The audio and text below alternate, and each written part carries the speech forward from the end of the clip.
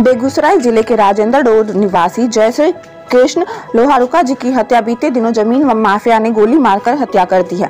उन पर जमीन माफिया लगातार मकान और जमीन बेचने का दबाव बना रहे थे, उन्हें जान से मारने की धमकी भी दे रहे थे। 1.5 साल पूर्व भी उन्हें 8 गोली मारी गई थी, लेकिन किस्मत कहिए इलाज के दौरान वे बच गए, मगर इस बार उनकी हत्या हो गई।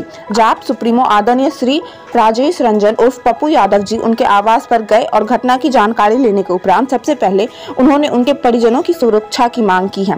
साथ ही पुलिस प्रशासन से मांग करते हैं कि माफिया राज को खत्म करने का हिम्मत दिखाए। सीसीटीवी फुटेज को लिया जाए, कौन कौन लोग हैं, जरूरी नहीं है एफआईआर लॉन्च करने का। टेक्निकल जब सो मोटो नोटिस होता है तो सीसीटीवी फुटेज के आधार पर हत्या का निराकरण क्यों नहीं निकलता। अब जो काम सरकार को करना चाहिए सीसीटीवी फुटेज से लेके एक एक चीजों को, तो अब तो सीसीटीवी फुटेज का भी कोई मतलब नहीं है। अपराधी को लगता है कोई लेना देना नहीं है, घटना घटेगी उस पर सीसीटीवी फुटेज को ऑफ कर देगा या लाइन काट देगा। समाज जागरूक है, समाज एक दिन जिंदाबाद मुर्दाबाद जिंदाबाद मुर्दाबाद रोड जाम किया हो किया और उसके बाद सब अपनी अपनी बात। यहाँ जो इनके भैया यहाँ 2 मिनट तो रुकिए यार, यहाँ इनके दुकानदार जितने हैं इनके साथ खड़े होंगे।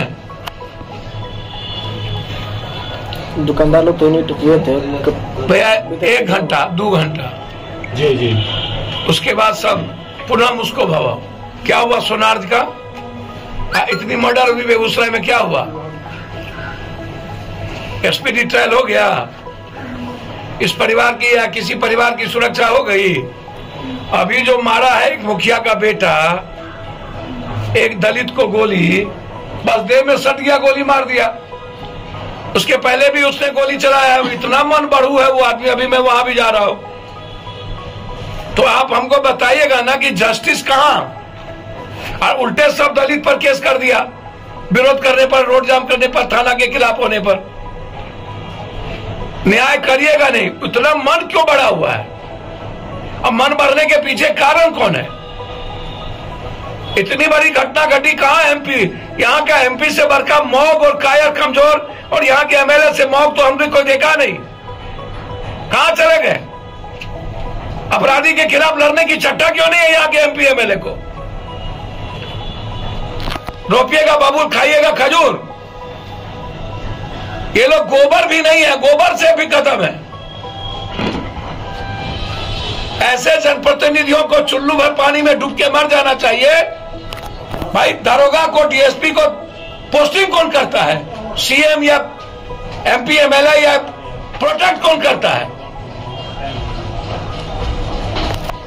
लोगों में चर्चा है कि नेता जातीय आधार पर क्यों जाते हैं? अब दलित की हत्या हुई, कोई नहीं गए। सोनार की हत्या हुई, बीजेपी। मरवाड़ी बनिया का वोट फिक्स है बीजेपी, तो उसको लगता है अंधरा के जागने की, बहरा के सुतने की। तो मरे हरे जान का क्या फायदा?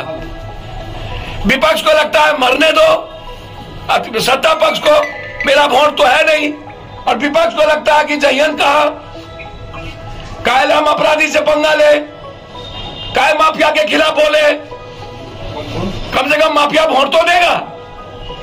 हम टेक्निकल डिमांड करते हैं, सीएम को चिट्ठी लिखेंगे, एसपीडी ट्रायल की मांग करते हैं, सीसीटीवी फुटेज और पूरा का पूरा कॉल डिटेल के आधार पर शूटर को भी और मरवाने वाले दोनों को अविलंब गिरफ्तार किया जाए। आज मुख्यमंत्री साहब का जिला में इसका निकाले ना, सुरक्षा की जरूरत है। अब इनकी मां को मारना चाह रही है। हम नीचे भी नहीं उतर सकते हैं। अब ये कितने करोड़ की संपत्ति आप देख लीजिए। 5 कट्ठे का मतलब सीधा समझ लीजिए। 5 कट्ठा यहाँ है, 2 कट्ठा पीछे है, फिर मेरा फिर वहाँ पर है उस दीनदयाल रोड में भी। मैं इसकी सुरक्षा की डिमांड मुख्यमंत्री से करूंगा, किसी भी कीमत पर। एसपीडी ट्रायल मैं कोशिश करूंगा इस परिवार की सुरक्षा हो, लेकिन मैं आग्रह करूंगा चुल्लू भर पानी में डूब के यहाँ के एमएलए एमपी को मर जाना चाहिए। इससे बड़ा कायर कमजोर मौग मैंने एमपी एमएलए, एक तो पूरा का पूरा बिहार का जनप्रतिनिधि अपराधियों के सामने सरेंडर कर चुका है, पूरा नतमस्तक है, क्योंकि नेताओं का धंधा ही अपराधी और थानेदार और माफिया से चलता है। बालू, जमीन, शराब,